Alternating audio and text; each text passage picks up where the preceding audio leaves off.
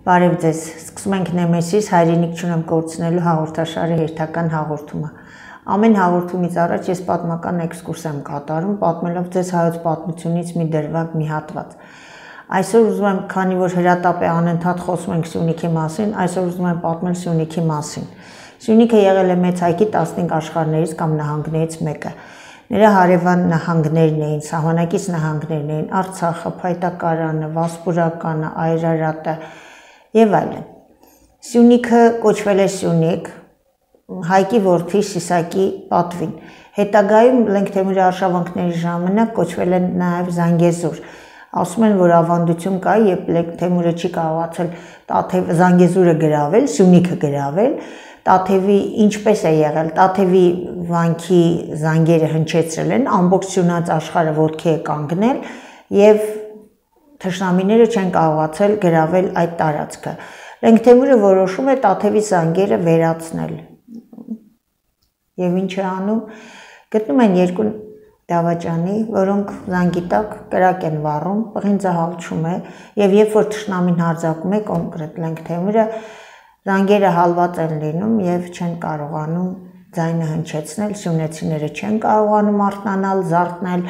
թշնամուն հակահարված տալ եւ տարածքը կոչվում է Զանգեզուր։ Ինչու Զանգեզուր։ Երբ որ արդեն Լենգթեմուրն եկել էր գրավել էր, ժողովուրդը մեկը մյուսին հարցնում է, բայց ինչու զանգերը չէին հնչում, բայց ինչու զանգերը չէին հնչում, ինչու ահազանգ չէր հնչում, ինչու մեզ լուր չէիք տալիս, որ թշնամին եկել է, ժողովուրդը մեկը մյուսին ասում էր Զանգեզուր է։ Զանգեզուր է, երբ կան դավաճաններ։ Այսօր էլ է Զանգեզուր, երբ կան դավաճաններ եւ մենք այսպեսի անելանելի վիճակում ենք։ Ինչևէ, 1918 թվականին Հայաստանը անկախացավ։ Հայաստանի անկախության օրը առաջին հանրապետության ծննդյան օրը 1918 թվականի մայիսի 28-ն է։ Հայաստանից առաջ անկախացել էին Վրաստանը եւ Ադրբեջանը, որը Պարսկաստանի Ադրբեջան Ատրպատական նահանգի անունով կոչվեց Ադրբեջան։ Տարածքային վիճելի հարցեր առաջացան երկու հարևան երկրների միջև Հայաստանի, Վրաստանի եւ Հայաստանի եւ Ադրբեջանի։ Հայ-վրացական վիճելի տարածքներն էին Լոռին Ջավախքը, հայ-ադրբեջանական վիճելի տարածքներն էին Ղարաբաղը, Զանգեզուրը եւ Նախիջևանը։ 1919 թվականին հասկանալով Սյունիքի, Զանգեզուրի աշխարհագրական դիրքի կարևորությունը մեր Հայաստանի Հանրապետության գոյության համար, Հայաստանի Հանրապետության կառավարությունը Զանգեզուր ուղարկեց Գարեգին Նժդեհին։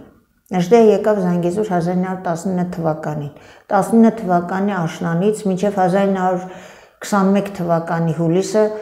Նժդեհը վարել էր Զանգեզուրի գոյամարտը, ղեկավարելով սյունեցիների պայքարը, ռուսների, ադրբեջանցիների, Կարմիր բանակի ռուսական, թուրքական բանակի եւ հայերի։ Ինչու հայերի, որտեղ վերջում հայերն էին կռվում Նժդեհի դեմ, որպեսզի Նժդեհը դուրս գար Զանգեզուրից, որտեղ խորհրդային Հայաստանին համոզել էին, վստահեցրել էին, որ եթե Նժդեհը դուրս գա Զանգեզուրից, Զանգեզուրը կմնա Հայաստանի Հանրապետության կազմում։ Իսկապես Զանգեզուրը մնաց Հայաստանի Հանրապետության կազմում, որտեղ Նժդեհի պայքարից այնքան էին վախեցել կարմիր ռուսական զորքերը եւ թուրքերը, որ չհանդգնեցին Զանգեզուրին տիրել այլ կերպ, քան համոզվել, որ Զանգեզուրը պիտի մնա Հայաստանի կազմում։ Նժդեհը հեռացավ Զանգեզուրից, երբ որ անցավ Արաքսգետը, ասեց կվերադառնամ, եթե Սյունիքին Երևանի փոխարեն տիրի Բաքուն։ Այսօր մենք եկել հասել ենք այն հանգրվանին, որ Սյունիքին կարծեք թե Երևանի փոխարեն սկսում է տիրել Բաքուն։ Հայ ժողովուրդ, արթնացիր։ Նժդեհը շատ մեծ զորք ուներ, որ կռվում էր թուրքերի, ռուսների, ադրբեջանցիների, թաթար խուժանի դեմ։ Իհարկե ոչ։ Կռվում էին Դավիթ Բեկաբար, փոքր զորքերով, անակնկալ հարձակումներով, հաղթանակներ էին տանում, որտեղ ունեին ազգային ոգի, որտեղ ունեին ազգային պատկանելության զգացողություն, որտեղ գիտեին, որ հավիտենական արժեք է հայրենիքը, կռվում էին հանուն հայրենաց, այսօր մենք ինչու չունենք այդ ազգային ոգին, միթե այսօր ռուսականներն այնքան են քայքայել ապականել մեր հասարակությանը, որ մենք այնքան ենք բաժանված, տրոհված, որ չենք կարող համախմբվել, բռունցք դառնալ եւ պայքարել օտարների դեմ, կորցրեցինք Արցախը կփակենք հայոց պատմության վերջին էջը, կորցրեցինք Սյունիքը, այլևս Հայաստանի Հանրապետության գոյության մասին մտածելն անգամ անիմաստ կլինի։ Սիրով ներկայացնեմ հյուրին Հրանտ Մելիք-Շահնազարյան, քաղաքագետ, շնորհակալություն պարոն Շահնազարյան մեր հրավերը չմերժելու համար։ Ես գիտեմ դուք ինչքան բազմազբաղ եք, բայց կարողացաք։ Սիրով։ Մեզ հյուր ենք ալել, շնորհակալություն։ Մենք իսկապես ունենք քաղաքագետի բացատրության, մեկնաբանության կարիք, որտեղ ժողովուրդը շատ հարցեր ունի եւ այդ շատ հարցերի պատասխաններ իրենք չեն գտնում։ Տեղեկատվությունը գիտեք ինչքան հակասական է եւ պաշտոնական տեղեկատվությունը եւ մյուս մենք վստահություն ենք շահել մեր դիտորդների շրջանում եւ ուզում ենք ձեր նման վստահելի մարդուց նորից գնահատական իմանալ Սյունիքի հետ կապված, ինչ է կատարում Սյունիքում, ինչ ընթացք է ստանում հետագայում ստանալու դա եւ արդյոք կվերածվի դա պատերազմի։ Դեք մեծ հաշվով դա պատերազմի արդեն իսկ։ Այո, ռազմական գործողություններ չկան, գրակոծներ, զոհեր բարեբախտաբար չկան, բայց մեծ հաշվով դա պատերազմ է, որը ընթանում է այլ ճանապարհներով, դեռևս դիվանագիտական, դեռևս ճնշման մեծացման ուղիներով, ռազմաքաղաքական դաշինքներ կառուցելու, կազմելու, ինչու նաև աշխարհակաղական առևտուր անգամ իրականացնելու միջոցով ըստ էության այո պատերազմ է տեղի ունենում, որի մասնակիցներ ունեն տարբեր նպատակներ։ Ամենաակնառուն եւ ակնհայտը ադրբեջանա-թուրքական դաշինքի նպատակն է, որը կարելի է մեկ բառով ասել նվաճել Սյունիքի մարզը։ Նվաճել այս դեպքում պարտադիր չէ, որ զորք մտցնեն եւ այնտեղից դուրս քշեն ամբողջ հայկական բնակչությունը, այլ չնայած դա իհարկե ամենացանկալի սցենարն է իրենց համար, դաշնամու համար, բայց նրանք պատրաստ են բավարարվել նաև լիարժեք վերահսկողություն ունենալու հնարավորություններով։ Հիմա եթե մենք ծանոթ ենք Սյունիքի աշխարհագրությանը, պետք է պարզ տեսնենք, որ Կապանի ուղղությամբ օրինակ նրանք այնպիսի դիրքեր են գրավել Արցախյան պատերազմից հետո, որից հետո Կապանի պաշտպանությունը ռազմական տեսակետից դառնում է պարզապես անհնար գործ։ Իրենք տեսնում են Կապանը, կարծես ափի մեջ լինի եւ վերահսկում են Կապան մտնող բոլոր ճանապարհները, դուրս եկող ճանապարհները, անգամ տների բակերն են կարողանում նայել եւ այլն։ Կապանը մոտավորապես այն իրավիճակում է հայտնվել, ինչ 88 թվականին կամ 90 թվականին Ստեփանակերտն էր, եւ շուրջ բոլորը թուրքական բնակավայրեր էին եւ իմ անձնական օրինակից եմ ասում, երբ հարևանուհիս վիրավորվեց ինքնաձիգի գրակոցից լվացքը փռելու ժամանակ, ափը ամբողջությամբ բան եղավ, այսինքն վիրավորվեց այդպես։ Հիմա Կապանի բնակչությունը դիտարկվում է թշնամու կողմից, նրանք դուրս են գալիս ցույցերի, ինչ որ բաներ են անում եւ թշնամին դա տեսնում է, վերահսկում է իրավիճակը։ Նույնը այս Սև լճի ուղղությամբ թշնամու առաջխաղացումից հետո վերաբերում է նաև Գորիս քաղաքին։ Հիմա նրանք տեսնում են Գորիսը մի քիչ ավելի հեռվից, բայց փաստային է, որ Գորիսը իրենց համար տեսանելի է, ճանապարհը տեսանելի է եւ ըստ էության այդ բարձունքներից հետո պաշտպանական գիծ ստեղծելու հնարավորություն պարզապես չկա, բացակայում է։ Եվ Ադրբեջանը անցած 2 օրի ընթացքում ես լուրեր եմ ստանում նաև Մեղրիի տարածաշրջանից, որ փորձում են այնտեղ որոշակի բարելավումներ անեն, հատկապես Նվադի ուղղությամբ ինչ որ գործողություններ անում են եւ այլն։ Այսինքն ստեղծում են մի իրավիճակ, որի առկայության պարագայում Ալիևի սպառնալիքը, որ ամեն պահ ուժով կպարտադրենք միջանցքի բացումը, հնարավոր լինի իրենց համար իսկապես ամեն պահ այդ խնդիրը լուծել։ Թուրքական կողմը բնականաբար աջակցում է Ադրբեջանին այս ծրագրի մեջ, նրանք կառուցում են իրենց կամուրջը, ոչինչ որ եթե այդ կամուրջի ինչ որ մի հատվածում մոտ 25-30 կիլոմետր լինի հայաբնակ, բայց ըստ էության նման դիրքեր գրավելով նրանք լուծում են նաև հայկական բնակչությունը այդպես դուրս գալու, դուրս բերելու խնդիրը, որովհետև դե թշնամու նշանառության տակ ապրելը մեղմ ասած այդքան էլ հարմար չէ, կոմֆորտ չէ եւ Պարզ է, որ այդ տարածաշրջանը որպես հայկական զարգանալու հեռանկարը բավական սահմանափակվում է, մանավանդ եթե Կապան գնալու համար է ստիպված ես անցնել մի տարածքով, որը վերահսկվում է ադրբեջանական զինված ուժերի կողմից։ Նրանք այս խնդիրն են փորձում լուծել, իհարկե հիմքում ունենալու նաև աշխարհաքաղաքական խնդիրներ, դա տրանսպորտային կորիդորներն են, դա աշխարհաքաղաքական եւ աշխարհատնտեսական ազդեցությունն է, դա իրենց պանթուրքիստական պետության ձևավորումն է վերջապես եւ այլն եւ այլն։ Այս ծրագրին պետք է որ հակադրվեր Հայաստանը իր դաշնակիցների հետ միասին, բայց մենք տեսնում ենք, որ Հայաստանը ըստ էության անընդհատ սպասում է բանը բանից անցնի, փաստարկներ չի տալիս դաշնակիցներին, որպեսզի նրանք հնարավորություն ունենան իրապես միջամտելու եւ իրական խնդիրներ լուծելու, եւ ստացվել է այնպես, որ աշխարհաքաղաքական այն կենտրոնները, օրինակ Պարսկաստանը կամ Ռուսաստանը, ըստ էության զրկվել են այստեղ դաշնակից ունենալու, դաշնակցի պահանջատիրությանը տեր կանգնելու միջոցով թուրք-ադրբեջանական դաշնակցի, գիտեք, մի քիչ սա վիճարկելի հարց է ինձ համար այն տեսակետից, որ ամեն դեպքում Հայաստանը եւ հայ ժողովուրդը պետք են եւ Ռուսաստանին է պետք այս տարածաշրջանում եւ Պարսկաստանին է պետք եւ Չինաստանին է պետք եւ Եվրոպային ու Ամերիկային անգամ նրանց է պետք, որովհետեւ թուրքական ազդեցության գեր աճը ինքը նույնքան սպառնալիք է նաեւ արևմուտքի համար, նրանք հասկանում են, որ հավատարիմ դաշնակցից Թուրքիան կարող է վերածվել տարածաշրջանային մրցակցի, արդեն իսկ ինքը այդ ճանապարհին է եւ շատ հարցերում այդ մրցակցությունը կա։ Դրա համար եթե փորձենք այս ամբողջ շրջանկարը կարճ ամփոփենք, պետք է ասենք, որ Սյունիքը մի խաչմերուկ է, որտեղ այսօր հատվում են տարբեր շահեր, աշխարհաքաղաքական, տնտեսական, ռազմական շահեր, այդ խաչմերուկի կարգավորողը, այդտեղ կանգնած ուժը չի կարգավորում խաչմերուկը, չի կանգնում այդ խաչմերուկին եւ արդյունքում մենք ունենում ենք այն, ինչ ունենք այսօր։ Ըստ էության տեսնում ենք, որ Ադրբեջանը ավելացնում է իր ճնշումը, չենք տեսնում ընդհանրապես դիմակայություն, այո, ասում են, որ հրամայված է չկրակել։ Գիտեք, ոչ միայն դա մի կողմից, այսինքն դիմադրությունը 0 աստիճանի վրա է, բայց նաև դիվանագիտական դաշտում։ Կառավարության նիստի ժամանակ Դավաճան կապիտուլյանտը ասաց, որ ինչ տեղի է ունենում 100% բխում է մեր շահերից։ Այսինքն Ադրբեջանը հաղթել է պատերազմում, ջարդել է բանակը, ամեն ինչ արել է, հետո 100% Հայաստանի շահերից բխող փաստաթուղթ է պատրաստում ստորագրի, ըստ այդ կապիտուլյանտի լոգիկա։ Այսինքն եթե պաշտոնական Երևանը ասում է, որ դա 100% մեր շահերին է բխում, դե եկեք ու Ռուսաստանի փոխարեն ասեք, որ չէ, գիտեք, Հայաստանն այդքան էլ 100% քո շահերից չէ, այ եթե սենց լիներ, զրկում են մեր դաշնակիցներին փաստարկներից միջամտելու։ Ինչի եւս մեկ ապացույցը գործ ունենք ոչ թե կապիտուլյանտի, զուտան հենց Դավաճան կապիտուլյանտի, հետո նպատակաուղղված երկիրը տանում է կործանման։ Արցախյան պատերազմից առաջ էլ ասում են բանակցում ենք մեր զրոյական կետից, ինչպես ուզենք կբանակցենք, ինչ ուզենք կանենք, ու արդյունքում բերեցին հասցրեցին սրանք։ Իսկ Գեղարքունիքում, Տավուշում էլի նույն վիճակն է, թե այնտեղ մի քիչ բարվոք է։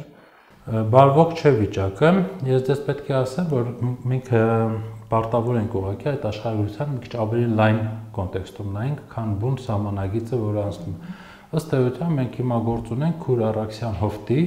ավելի լայն հովտի վրա վերահսկողություն հաստատելու խնդիրների հետ։ Իսկ Տավուշը, Գեղարքունիքը եւ այլն դա այն վայրերն են, որտեղից հայկական զինված ուժերը ապագայում կարող են սպառնալ այդ Քուրի հովտով կառուցված տարբեր նավթամուղերին, գազամուղերին, երկաթգի, կոմունիկացիոն բոլոր հնարավորություններին։ Այսինքն Ադրբեջանը եւ Թուրքիան այսօր Կովկասի այդ երկու ուղիներն են, այլ ուղիների դեպք չունենք, հյուսիսից հարավ տանող ճանապարհին, այո, այդ երկու գետերը մնացածը լեռնային գոտիներ են, իրենք այդքան էլ հարմար չեն ներողություն արևելք-արևմուտք բեռնափոխադրումներ իրականացնելու տեսակետից։ Դրա համար Ադրբեջանը ասում է դուք 20 տարի թե 30 տարին ու 20 տարի սպառնացել եք, որ կարող եք վնասել այդ կոմունիկացիաներին, հիմա իրենք հնարավորություն են տեսել այդ սպառնալիքը չեզոքացնելու։ Դա է պատճառը, որ գալիս են Գեղարքունիքում ու փորձում են դիրքեր առաջ բերել, Տավուշում փորձում են դիրքեր առաջ բերել։ Ուղղակի քարտեզի վրա ունենք, կտեսնենք, որ բոլոր այդ տեղերից Հայաստանը ազդելու հնարավորություն ունի եւ երբ որ մենք դա կորցնում ենք, ըստ էության խնդիրը անգամ նույնիսկ 1-2 բարձունքի մասին չէ։ Ինքը աշխարհագրությունը շատ պարզ է, հա, եթե կա լեռ, ով նստած է այդ լեռան գագաթին, նա վերահսկում է մյուս ամբողջ լանջը եւ նրա տակ ընկած դաշտավայրերի շրջանները։ Այսինքն կարող է ինքը 200 մետր զորքը առաջ բերել, բայց գործնականում վերահսկի դիմացի կանգնած 20 կիլոմետր տարածությունը։ Սա է խնդիրը, որ իրենք հիմա փորձում են լուծել, եւ այստեղ է որ այս դավաճանի իշխանությունները նորից խափում են մեր, ասում են ամայի տարածքներ են, չգիտեմ ինչ են եւ այլն, տարածքների ռազմաքաղաքական եւ ստրատեգիական կարեւորությունը միտումնավոր չեղարկում են, չեզոքացնում են, ցույց չեն տալիս, որ նման կարեւորություն կա, որպեսզի մարդիկ էլ ասեն դե լավ մի բարձունքի համար հիմա ինչ իմաստ ունի գնալ կռիվ սկսել զոհեր տալ։ Ամայի բարձունքի։ Իրականում, բայց դա A կյանքի հնարավորությունը Ադրբեջանի համար եւ B կյանք մահի սպառնալիքի Հայաստանի համար։ Լավ, ինչ ենք անելու։ Ես մշտապես այս հարցին տրվել եմ շատ հստակ պատասխան։ Առաջի քայլը մեր այս դավաճան կապիտուլյանտ իշխանության հեռացումն է։ Առաջի քայլը։ Դե 6 ամիսը 7 ամիսը ասում ենք։ Ասում ենք, ցավոք սրտի մեր հասարակությունը այդքան էլ վստահությամբ չի վերաբերվում նման խոսքերին, այդքան էլ համոզված չէ, որ իրական մեղավորը եւ այդ ամեն ինչ հանձնողը իսկապես Նիկոլ Փաշինյանն է։ Հասարակությունը դա պատճառները շատ են։ Պատճառները սկսում են 92, 3, 4 թվականի այդ 90-ականների սկզբից սկսում են այդ պատճառները։ Եղել են շատ անարդարություններ,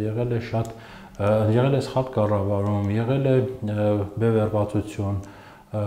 էլիտաների այսպես կոչված եւ հանրության մեջ ինչ որ խզվածքներ են առաջացել։ Այդ խզվածքները տարբեր շերտերի են եղել, ոչ միայն սոցիալ-տնտեսական, նաեւ արժի համակարգային եւ այլն։ Ինչ որ պայից սկսվել է նաեւ կրոնական խզվածքներ, այսինքն ամեն կերպ այդ ամեն ինչը եղել է եւ դա դեռ ես մի կողմն եմ ասում, այս բոլոր վատ երևույթներին զուգահեռ, բայց շատ ավելի մեծ տեմպով եղել է արտաքին ազդեցություն մեր հասարակության վրա, որի նպատակն է եղել հենց այդ ներքին գժտվածությունը, հա, ժողովրդին իր արժեքներից հեռացնելը, ժողովրդի առաջնահերթությունները փոխելը եւ այլն, նման խնդիրներ քարոզելը, այսինքն եղել են վատ կառավարում կամ ոչ լիարժեք լավ կառավարում, որտեղ միշտ չի որ կառավարումը վատն է եղել եւ ոչ բոլոր հարց։ Շատ հարցերում այդպես եղել, բայց շատ հարցերում չէ։ Եղել է փաստացի ճնշում մեր հասարակության վրա, այսինքն ես նույնիսկ ասեի ագրեսիա հոգեբանական, տեղեկատվական, ժողովրդավարական եւ այլն տարբեր ոլորտներում, հա։ Եվ այդ ամեն ինչի համագումարը ըստ էության ստացվել այն, որ հայ ժողովուրդը իսկապես բաժանվել է տարբեր հատվածների, միմյանց չի վստահում, ներքին ատելությունը այնքան է շատացել, որ ինքը սկսել է գերակշռել հայրենիքի նկատմամբ ունեցած սիրուն, պատասխանատվությանը, պարտավորության զգացողությանը եւ այլն։ Մենք խայտառակ վիճակում ենք եւ այդ խայտառակ վիճակը իր դրսևորումներն է ունեցել Արցախյան պատերազմի ժամանակ, երբ որ գրեթե առանց պայքարի գյուղեր եւ քաղաքներ են հանձնվել թշնամուն, ընդ որում գյուղացին կանգնել եւ ասել է գիտես ինչ, պարոն, չգիտեմ ինչի ան, դու այստեղ ունես գործարան, դու այստեղ ունես այգիներ, գնա դու էլ պաշտպան, ես թե պաշտպանելու բան չունեմ։ Այդ սաղ եղել է, այդ սաղ կա։ Իմ կարծիքով, բայց մեր հասարակությունը պետք է ամեն դեպքում կարողանա տարանջատել սխալը, վատ կառավարումը եւ այդ վատ երևույթները բարձ դավաճանությունից, որովհետեւ այնտեղ ինչ որ բան կարելի է շտկել։ Եթե քեզ դավաճանում են, մեջքից հարվածում են, այստեղ փրկվելու պարզապես այլ տարբերակ չկա, քան պատտվես եւ այդ դավաճանին ոչնչացնես։ Քաղաքական առումով սա նշանակում է, որ Նիկոլ Փաշինյանը եւ իր այդ ամբողջ թիմը պարզապես իրավունք չունեն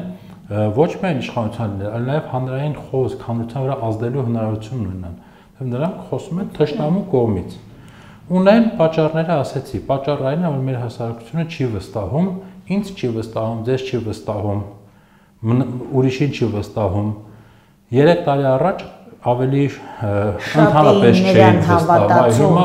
հիմա բավական մարդիկ ովքեր բացեցին աչքերը, տեսան, փորձեցին հասկանալ ինչ է հատկապես պատերազմից հետո բոլորը շատ արթնացան եւ ես միշտ ասում եմ, որ ինքը երևի ժողովրդի մասին շատ լավ կարծիք ուներ, որ նոյեմբերի 9-ից հետո բունկերում էր թաքնվում, մտածում էր, որ դուրս կգա ժողովուրդը եւ իրեն միանգամից։ Գիտեք, ես ուղղակի ուրիշ կարևոր հանգամանքեր կա, որ անընդհատ իմ կարծիքով երկրորդ պլան է մղվում, բայց մենք դա պետք է հասկանանք եւ գիտակցենք։ Մեր ժողովուրդը այսօր սքավոր ժողովուրդ է, բառից բուն իմաստով։ Գիտեք, երբ որ մարդը կորցնում է իր ամենահարազատին, իր ամենասիրելին, նրա աչքին էլ ոչինչ չի երևում։ Հիմա մենք ունենք հազարավոր ընտանիքներ, որոնք կորցրել են դա, բայց բացի այդ զոհվածների ընտանիքներից ամբողջ ժողովուրդը ինքնին կորստի մեջ է, նա կորցրել է հայրենիք, նա կորցրել է իր զավակներին, պարտադիր չի անձնապես վստահությունը վաղվա օրվա հանդեպ վստահությունը շատ բան է կորցրել եւ ինքը իսկապես սքակիր ժողովուրդ է այսօր, որին անընդհատ ծեծում են, ինքը ցավն էլ արդեն չի զգում, որտեղ այն կորստի ցավը շատ ավելի մեծ է եղել։ Իրականում շատ ավելի մեծ է եղել։ Մենք սա պետք է գիտակցենք, քաղաքական ուժերը, ժողովրդից ինչ որ բան ակնկալողները եւ այլն, բոլորը պետք է գիտակցեն, որ պետք է սրտով գնալ։ Դուք գտնում եք, որ այստեղ ժողովուրդը այս պասիվության մեջ դեր ունի նաեւ թույլ ընդդիմությունը, որ չարեցեն ինչ որ պետք է որ աներ։ Ես գիտեմ, որ հայրենիքի փրկության շարժումը ուներ հնարավորություն հանրային ճնշման միջոցով հեռացնել դավաճան իշխանությունը։ Ինչու՞ չէ։ Եւ նրանք ունեին հաջողություններ այս ճանապարհին։ Ցույցեր, բացի ցույցերից մենք տեսանք, թե ինչքան ուժեր միացան։ Կաթողիկոսներ, երկրի ղեկավարներ, մշակույթի արվեստի գործիչներ, գիտնականներ, բոլորը միացան դրան։ Ինչու չարեցին, ցավոք սրտի կուլ տվեցին խայծը, որը կոչվում էր արտահերթ խորհրդարանական ընտրություններ, այդ բայից սկսած երևի թե այդ ընդդիմությունն էր, որը պատրաստ չէր ռադիկալ քայլերի, անգամ ոչ ռադիկալ, բայց գիտեք ավելի վճռական քայլերի, պատրաստ չէր, տեսավ դե հնարավորություն։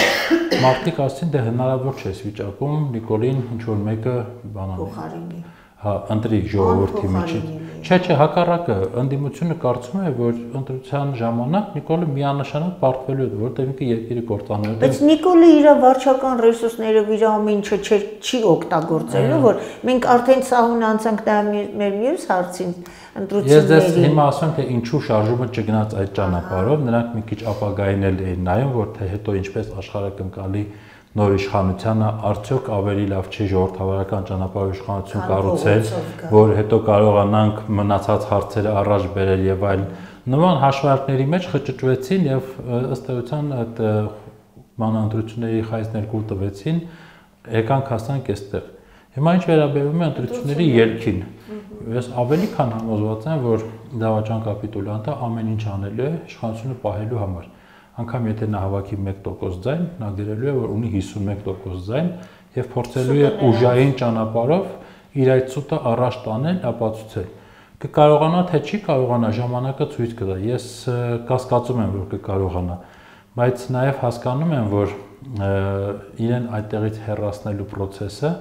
ցավոք սրտի ինքը այդքան էլ հարթ չի լինելու եւ բերելու է նոր խնդիրների։ Կլինի պատերազմ նորից քաղաքացիական կամ ինչ-որ քաղաքացիական պատերազմ բացառում եմ։ Նա մեր ժողովուրդը քաղաքացիական պատերազմ վարող ժողովուրդ չէ։ Գիտեք, դա քաղաքակրթությունից է գալիս, թե դու ինչ քաղաքակրթության ներկայացուցիչ ես։ Մեր ժողովուրդը այդ ժողովուրդը չի, մեր ժողովուրդը կարող է հայհոյել, կռվել, չգիտեմ ինչ անել, բայց քաղաքացիական պատերազմի արյունահեղության բացառվում են։ Դա մերը չէ, դա մեր էության մեջ չի, երբեք չի եղել նման բան, անգամ մոտ չենք եղել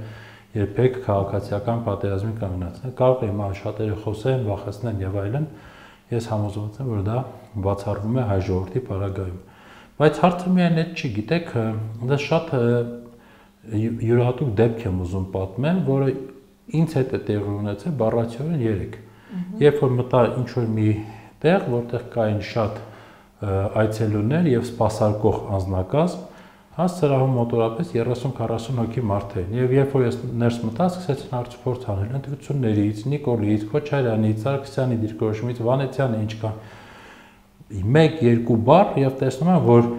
այն մարդիկ, ովքեր կողքից լսում են, իրար ռեպլիկներ թողնելով սկսում են վիճվել։ Մեկը այնտեղից ասում է թուրք է, մեկը ասում է թուրքը հերետ է ու տեսնում եմ, որ միտեղ որ լեզվակռիվ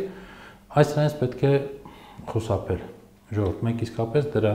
ոչ ժամանակը ոչ ռեսուրսը չունենք այո քաղաքացիական պատերազմի չի հասնի բայց այդ ատելությունը կշատանա հուսահատությունն էլ կշատանա եւ ցավոք սրտի այստեղ ավելի վատ գործընթաց է տեղի ունենում երբ որ ժողովրդի աչքի առջև բոլորը համահավասարեցվում են ասում են տարբերություն չկա սա Նիկոլն է անտի-Նիկոլն է չգիտեմ ով է, փրկիչ է, փրկիչ չի եւ այլն, ասում են սաղատել նույնն եք։ Եվ սա ամենավտանգավոր տրամադրություններից մեկն է, որը սկսում է տարածվել։ Այդ ընտրությունների չգնալն էր հավասարազոր է Նիկոլին ձայն տալուն։ Իհարկե, որ ինքը կօգտվի իր բոլոր լծակներից